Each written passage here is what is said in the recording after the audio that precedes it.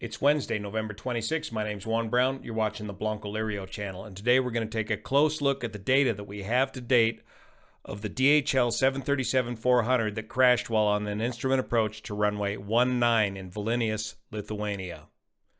And investigators are going to be taking a very close look at the last few moments of data of this instrument approach where something went terribly wrong, causing the aircraft to impact terrain 0.8 of a mile short of the runway. Let's check it out. Starting with the Aviation Safety Network, Monday, 25 November 2024, 0528 local time. DHL flight postman, callsign postman 18 Delta, a Boeing 737-400 was destroyed when it collided with terrain while on approach to runway 19 at Vilnius International Airport, Lithuania. One pilot was killed. The second pilot and two passengers survived with unspecified injuries. A residential building caught fire as well. The Vilnius approach controller had cleared the flight for the ILS Zulu to runway 19 and instructed the crew to descend to 2,700 feet and report when established on the ILS. At 4 nautical miles from touchdown, the flight was instructed to contact Vilnius Tower at 118205, with the 2 being hardly readable. This was read back by the flight as 11805. This was the last transmission from the flight. We'll check out VAS Aviation's video of the ATC audio on this. Both Vilnius Tower and Vilnius Approach then attempted to contact the flight without getting a response. Preliminary ADSB data suggests the aircraft overshot the runway centerline during the right-hand turn to the final approach. It became lined up about 1 nautical mile past the final approach point for the ILS runway 19 approach and about 5.4 nautical miles short of the runway threshold. The aircraft impacted terrain 0.8 of a mile short of runway 19. At 0520 local time, the Vilnius Automated Weather reported the wind at 180 at 17 knots right down the runway. Ceiling overcast at 500 and 700 feet, and I read 800 feet down here as well.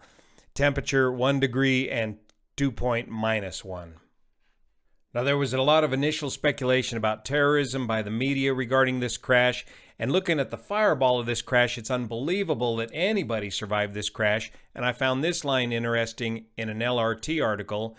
The police officers already spoke to one of the crew members in the hospital who confirmed there was nothing unusual aboard the plane, like fire or smoke.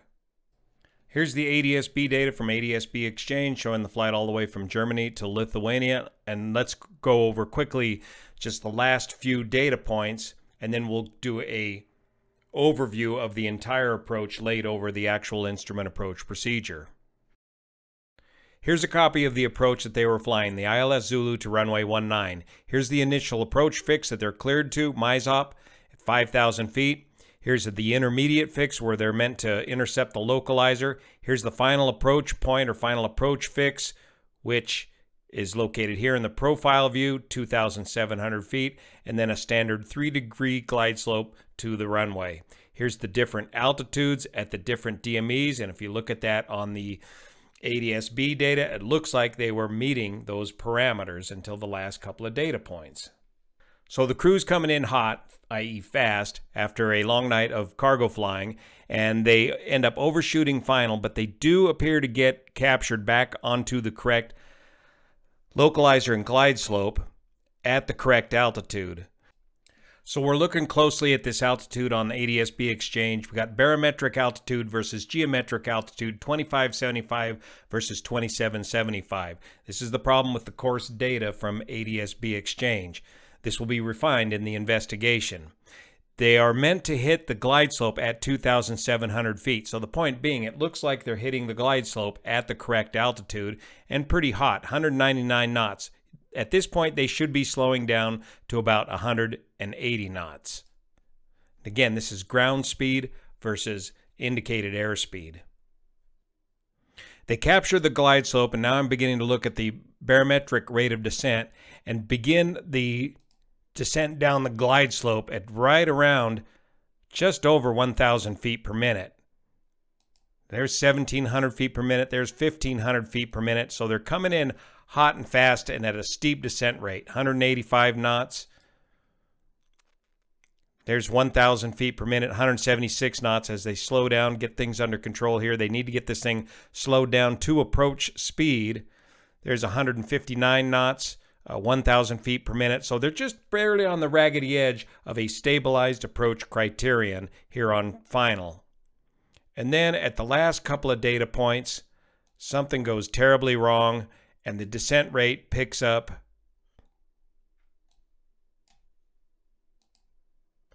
1,500 feet per minute, 146 knots, 145 knots ground speed, nearly 2,000 feet per minute, 1,792 feet per minute, geometric rate 1,984 feet per minute, much too steep of a descent rate, and the last few data points. Ground speed 151 knots. Now let's review the ATC audio from VAS Aviation. Remember, both of these pilots are Spanish nationals. Good morning, control postman 1 Delta.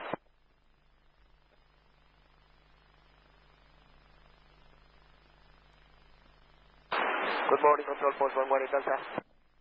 Postman 1 Delta, good morning. Postman 1 Delta, descent altitude 4,000 feet, QNH 1020, ILS approach runway 19, information uniform. 4,000 feet, QNH 1019er, and expecting ILS, runway 19er. Could you please confirm expecting ILS and not confirm to the ILS? 19er, Zulu. So here we have our first of a series of minor errors by the crew, brought on presumably by fatigue from long-haul overnight flying. The crew reads back QNH 1019 instead of the actual QNH that she's reporting, 1020. He's confusing the runway 19 with his QNH. Very common and easy to do. And here he's asking, please confirm that we're expecting the approach, that we're not cleared the ILS approach at this time. And control, could you please confirm if from 1 Delta, if we are authorized to the ILS after liftoff? Sun 1 Delta, descent altitude to 2,700 feet, QNH 1020, cleared ILS Zulu 19, report established. Okay, 2,700 feet with QNH 1020, and we are clear for the ILS. We'll report established, postman 180. Okay, he's got the QNH right, 1020, and I did not hear 2,700 feet on his readback, but according to my wife Jenny, who Spanish is her first language, she heard 2,700. And Victor, who is also from Spain, also agrees that he did read back the correct altitude clearance, and they did fly the correct altitude clearance as well. Here you can see the overshoot of final. Good job on the graphics, Victor. 118 Delta, 4 miles from touchdown, contact tower 11805. 11805, postman 1 Delta. There's the confusion on the tower frequency. The correct tower frequency and the correct way to say it in ICAO procedures is 118.205. Decimal, D-A-Y. She reads back 118.205 but drops the 2, and so the crew ends up reading back 118.05. No big deal. They got the tower frequency right here, and you should have already written it down on your notes off to your side anyways. But still just another tiny factor rolling up into a big old snowball. From touchdown, contact tower 11805. 11805, postman 1 Delta. So now the crew is at an extremely busy point of the instrument approach. They're capturing the ILS after blowing past the localizer. They've got the wrong, they don't have the correct tower frequency in. So somebody's flying the airplane, somebody's messing with the radios. They're getting behind the jet. Postman 1 Delta fast. He's not there. 1 Delta, will approach.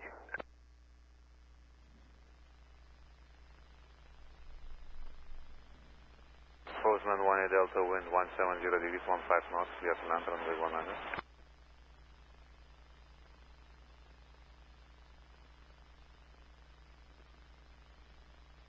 Now we can't show this on YouTube because it'll 118 Delta, clear to land, 1 miner. demonetize the channel if you show the actual impact. Both the approach and the tower controllers in the blind are clearing the aircraft to land. So if they capture the cockpit voice recorder of this 737, it'll be very interesting to see exactly what was going on in the cockpit at this point. Now let's go take a closer look at the instrument approach. Now if we carefully adjust the opacity of the instrument approach plate, which is drawn to scale, and draw it over the ADSB data of ADSB exchange, we can see exactly how this approach was flown. We can also rule out the possibility of GPS jamming, as I've measured each of these GPS waypoints here on Google Earth and found the dimensions to match that of the instrument approach plate and the visual waypoints underlying the data. And besides, the final approach flown is an ILS, an Instrument Approach Landing System, which is completely autonomous from GPS. It was invented long before GPS was even invented in aviation and is completely unaffected by any GPS jamming. That being said, the ILS does have its own form of limitations that investigators will be looking at, including a possibility of a false glide slope and or interruptions or interference of either the glide slope antenna or the localizer antenna. Remember, as we go through this, the winds and the weather. The winds up here at 5,000 feet, according to the ADSB exchange data, is about 20 to 30 knots out of the southwest. So that gives this leg of the procedure a bit of a tailwind, this leg of the procedure a bit of a crosswind and quartering tailwind, and then they turn into a headwind on final approach. The winds at the airport at the time of landing are 180 at 17 knots. So the winds are out of the south, so right on the beak. The temperature at the airport is +1 Celsius with a dew point of +1. So very nearly identical temperature dew point spread, very conducive to fog, but it's overcast at 800 feet. So that means at a field elevation of 650 feet, they are not going to break out until they are at about 1,450 feet. So somewhere right in here at this late part of the approach is when they're going to break out of the soup and begin to pick up the visual on the airport, as the visibility is good underneath the overcast. So the crew is cleared direct MISOP at 5,000 feet. The instrument approach procedure has MISOP at or above 5,000 feet. I recommend hitting it at 5,000 feet because it's a relatively short approach with a 90-degree intercept to final. MISOP also has the note maximum indicated airspeed of 230 knots. They need you to keep your indicated airspeed down so that you don't blow the corners of this relatively sharp approach. Now the crew is flying indicated airspeed, but we are looking at ground speed. So indicated airspeed plus the winds, even at 30 knots of wind, 230 plus 30 would be 260 knots. Well, the crew hits MISOP at 295 knots. They're fast, which is understandable to me in a freight dog operation. It's morning, it's the last leg, you want to get home or you want to get to the hotel room and to the bed, and you've probably, and I believe these guys were cleared, airspeed your discretion, meaning they did not need to comply with the 250 knot speed limit below 10,000 feet, or whatever the local ICAO restriction is for this airspace, but they're setting themselves up for an overshoot. Now, we can't tell from ADSB exchange the nav mode that the aircraft is in. The investigators will be able to determine this real easy. But just looking at the smoothness of this data, I'm convinced that the autopilot was on during most of this entire procedure. The next waypoint is Victor 1412, where you're supposed to intercept the localizer at or above 3,000 feet with a maximum indicated airspeed of 210 knots. Well, this crew hits it at just a little bit above 3,000 feet, but at 253 knots, well above, that's ground speed, well above the recommended indicated airspeed of 210 knots. So that results naturally in an overshoot of the localizer. But with the autopilot on, the autopilot will continue to hang on to the localizer and will recapture the localizer eventually. This overshoot results in the crew re-intercepting the localizer inside of the final approach fix which you're supposed to hit at 2,700 feet. And again, this is ADSB data, altitude versus baro. It looks like they do hit it at the correct altitude, and you generally want to hit the final approach fix at 180 knots. And again, they're a little bit fast here at 197 knots. But they do appear to capture the localizer and glide slope just barely in time.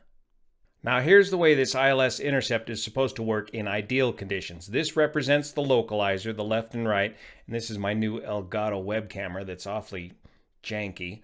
And this represents the glide slope, your vertical guidance. So ideally you intercept the localizer well outside of the final approach fix, get stabilized on the localizer, in this case 2,700 feet, and intercept the glide slope from below, so that as you motor up to the final approach fix, you intercept the glide slope and then proceed down the glide slope to minimums and to the end of the runway. Now a couple problems: if you overshoot the localizer, the glide slope may come down first and you may intercept the glide slope first and begin descending before you have centered up on the localizer. You're descending in unprotected airspace. You're out there where the rocks are, potentially. The other problem with intercepting the glide slope first is the autopilot may not correctly intercept the entire ILS system. It wants to intercept the localizer first, not the glide slope first. So instead of descending, you elect to wait at your final approach fix altitude until the localizer centers up, but now the glide slope is descended to below you. Now you have to intercept the glide slope from above, and that may require you to put the aircraft in a mode of automation or in such a manual steep descent that you violate the precepts of a stabilized approach. So investigators will be able to suss out all these details in their investigation, but it still doesn't explain why the sudden drop off of the normal glide slope at the last few moments of this approach. Was this crew so far behind the jet, so balled up in the fact that somebody dropped the frequency, that the crew became bifurcated? Was the pilot who was flying the jet no longer flying the jet? The pilot who was monitoring the approach was no longer monitoring the approach. He was busy fumbling with the radios. Did the pilot who was flying the jet literally drop the jet in an effort to help the pilot fix the radio situation during this very critical phase of flight? Or was the crew faced with some other anomaly which they could not properly handle because they were so far behind the jet at this point? Flying the all-night freight is a tough way to go and presents additional hazards than that found by traditional daytime passenger hauling aircraft. It's very difficult to maintain your edge, staying ahead of the jet, night after night, year after year, while working on the backside of your body clock. All of these facts will come out in the investigation as soon as we get the data recorder and the cockpit voice recorder from the aircraft and the interviews from the surviving pilots.